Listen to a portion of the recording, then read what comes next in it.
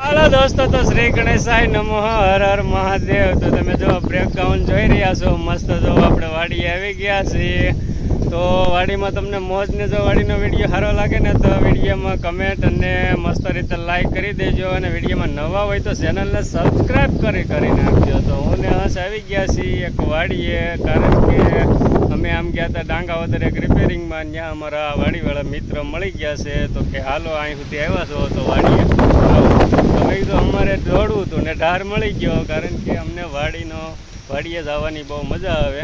તો આપણે સહેજ વાડીનો નજારો જોઈ લઈએ, કે આપણે ઘણી વાડીઓ જોઈ છે, વાડીના વિડીયો ઘણા પણ મૂકેલા છે। આ વાડી કેવી છે, તમને મારા અવાજ કરતાં પવન વધારે લાગતો હશે, પણ જો ખુલ્લે આમ પવન મસ્ત રીતે આવી રહ્યો છે અને મસ્ત આવી વાડી તમે જો, વાડીનો નજારો પણ બહુ મસ્ત આવી રહ્યો છે। તો જોઈ શકો છો આ ઉનાળુ બાજરો વાવેલો છે। તો ઉનાળુ બાજરો એકદમ મીઠો થાય છે, ઉનાળામાં વાવેલો જે બાજરો હોય તમે ખાઓ ઓટોમેટિક રોટલા મીઠા થાય છે। અને આ જો ઝાર વાવેલી છે, કડપ કહેવાય, તો એ આપણે પશુ ખાય છે, રાખેલી છે અને જગ્યાએ પણ ઉપયોગ થાય છે। તો સામે જો મજૂરો કામ કરી રહ્યા છે, ત્યાં સોડા લેવા આવ્યા હતા ડાંગાવદર, તો એ લોકોને સોડા પાઈ રહ્યા સામે તમે જોયો તો અહીંયા મકાઈ વાવેલી છે, એટલે ઓલરેડી સ્ટેશન છે। અમારે આંખે મસ્ત ખાટલા થઈ ગયા છે, પવન ખાઈ રહ્યા છે આ ઉનાળામાં। જો આ મોસમ, અને જો આ ઝાડ શું કહેવાતું છે, ગુંદો છે, ગુંદો કે આપણે અથાણું કરે ને તે ગુંદા છે। તો મસ્ત ગાય બાંધેલી છે, ભેંસું બાંધેલી છે। તો આગળ આપણે જોઈએ ત્યાં શું છે। તો જો મસ્ત રીતે આ રીતનો નજારો આવે છે, ગાયું બાંધેલી છે અને આ છે ગુંદો। તો તમે સામે જોઈ શકો છો બે ગુંદા પણ આવેલા છે, કારણ કે હવે એનો ફાલ પૂરો થઈ ગયો છે, એટલે હોય નહીં ગુંદા। તમને વિડીયોમાં દેખાય તો બે ગુંદા જો આ સાઈડ છે, તો બે ગુંદા છે, એટલે આ કહેવાય આપણે અથાણામાં ઉપયોગ થાય ને તે ગુંદા। અને જો લીલું ઘાસ ખાય છે ગાયું, અને આ એનો છે વાછડો કે ગાય છે, બહુ ખ્યાલ નહીં। અને અહીંયા છે ભેંસું બાંધેલી, અને જો મસ્ત ટાંકો છે। તો બપોરે ગરમીમાં જો આમાં નાહવું હોય તો વાર મજા આવે, સ્વિમિંગ પુલ જેવું થઈ જાય।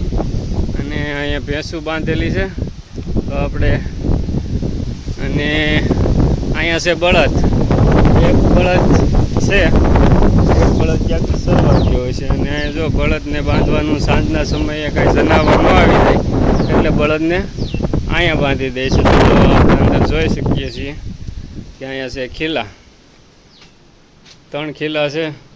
તો અહીંયા રાતના ઢોર બાંધી દે, કોઈ જનાવર આવી ન જાય। અને સામે દેખાય તે તલ છે, તો ચાલો આપણે જઈએ તલ પાસે। જો મસ્ત નાળિયેરી છે, તો જો અહીંયા પણ ખાટલો છે અને મસ્ત હિસકો છે। દોસ્તો હિસકાની મોજ પણ લઈ લઈ થોડીક વાર, આ વાડીનું વાતાવરણ બતાવતા હિસકાની પણ મોજ આવી ગઈ છે। વાણ ભરીને મસ્ત રીતે હિસકો બનાવી દીધો છે। પવન દોસ્તો બહુ આવતો હશે, અવાજમાં પ્રોબ્લેમ થાય, પણ આપણે આગળ કોઈ માઇક કે કોઈ સગવડતા છે ને, જે કોઈ વસ્તુનો ઉપયોગ આપણે કરવી છે તો મોબાઈલથી જ, બીજી કોઈ એડિટિંગ કરવામાં મોબાઈલથી જ। તો આને કહેવાય સોળા, આ છે સોળા વાવેલા, અને બાજુ જો આ છે ભાત। અને અમારા મિત્ર આવી ગયા સુરાભાઈ ગાડી લઈ, તો એની મુલાકાત કરીએ। તો અમારે આ સુરાભાઈ રાખે બુલેટ, વાડીમાં ધડબડાટી હાલે, ગમે એવો રસ્તો હોય ને તો બુલેટ હાલે રાખે। તો હું બીજું વાવેલું છે વાડીએ બાજરો, અને આ એક જ બળદ કેમ છે, બીજો બળદ કેમ? એક જ આંકી છે એકો। જો આ મસ્ત ખાઈટું ને સુરાભાઈ જો દાવતની સોડા લઈ આવ્યા છે, તો એ સોડા ફોડે છે। તો સુરાભાઈ અત્યારે 45 ડિગ્રી સુધી વી ગયું, તમને વાડીએ કે 45 ડિગ્રી દેખાય છે? વાડીએ નો દેખાય, વાડીએ ઠંડો પવન જ આવે રાખે, મોજ જ આવે રાખે। 45 નહીં 50 થઈ જાય તોય, કેમ કે આ વૃક્ષો વાવો ને તમે, વૃક્ષો તો એની હિસાબે ઓક્સિજન મળે અને ગરમીનું વાતાવરણ એ ઓછું કરી નાખે। તો વૃક્ષો અહીંયા જંગલમાં ને સીમમાં વધારે હોય। તો હાલો દોસ્તો સોડા પીવા। તો બને ત્યાં સુધી સગવડતા હોય તો વૃક્ષો વાવી દઈએ. મને વૃક્ષો વાવવાનો શોખ છે, પણ વાવવા ક્યાં, જગ્યા જોઈ અને પાણી જોઈ, એટલે એવી બધી સગવડતા કરવી પડે. તો આવી રીતે જેને કોઈ જમીન હોય તો સીધે દર વર્ષે 5-5 વૃક્ષ વાવો તો આપણા માટે સારું રહે. તો હવે આગળ જોઈએ. તો આગળ કાંઈ છે નહીં દોસ્તો. તો સામે દેખાય છે ને તે આપણે અલગધામ મંદિરની ધ્વજ છે. તો હાલો દોસ્તો, થોડીક વાર પછી આપણે મુલાકાત કરીએ. અત્યારે આવી છે દાવતની સોડા, તો મસ્ત રીતે પી લઈએ. તો આવી જાવ સોડા પીવા, મસ્ત મસ્ત વાડીમાં મસ્ત મસ્ત ઠંડી ઠંડી સોડા. અહીંયા જો હિસકે બેસીને સોડા પી. હજી એક બીજો હિસકો છે જે દેશી બનાવેલો, એ તમને હું બતાવીશ, પણ પહેલાં આ હિસકે આપણે સોડા પી લઈએ. હા દોસ્તો, તો ફાઇનલી સોડા બોડા પી લીધી છે ને હવે થોડુંક વાડીનું પાછું ભ્રમણ કરી લઈએ. પવન મસ્ત આવી રહ્યો છે અને આપણે જોઈએ તો જો અહીંયા તમને દેખાય નહીં, નજીક જવું નથી. કૂવાની બાજુમાં અહીંયા સામે છે કૂવો, તો તમને અહીંથી જો વિડીયોમાં દેખાય તો બતાવી દઉં. બાકી અહીંયા છે કુંડી, અને કુંડીની એક છે બાજુમાં છે જો સામે દેખાય ને આ તે કૂવો છે, અને અહીંયા હતી કુંડી. તો નજીક બહુ જવાની જરૂર છે ને. અમારા હંસભાઈને જો અહીંયા ઊભો રાખી દીધા છે, અને આપણે જઈએ આગળ. તો જોઈએ તો સામે લીમડો છે, મીઠો લીમડો. તો મીઠો લીમડો થોડીક વાર પછી આપણે લઈ લઈએ. અમારે હંસભાઈ સોડા પીધી એટલે એમ કહે છે કે મસ્ત ઓટકાર આવી ગયો, કાનમાં જેવો હવા નીકળી ગઈ.